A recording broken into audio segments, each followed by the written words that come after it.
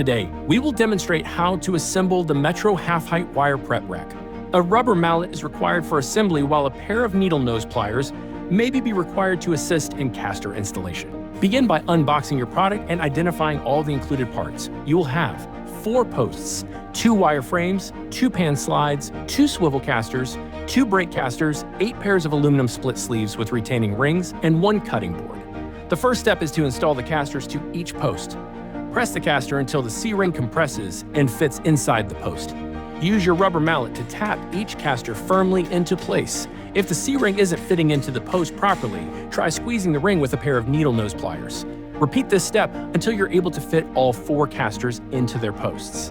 Next, place split sleeves at the lowest groove on each post. Make sure the wide end of each sleeve faces down. With the bottom frame on its side, slide each post into the frame from underneath.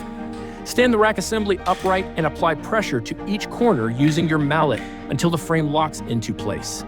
Then, place a retaining ring into the visible groove on each split sleeve to help secure the frame. When all retaining rings are secure, install your pan slides between the front and back posts, creating the sides of the rack. Ensure the horizontal wire faces inward before pushing down firmly to lock it into place on both sides.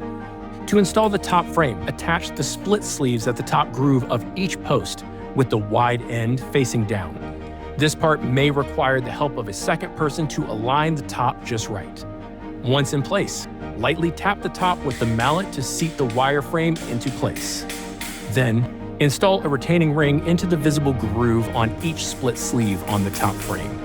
Finally, it's time to attach the polyethylene cutting board on the top frame. Your Metro Half-Height wire prep rack is now fully assembled and ready for use.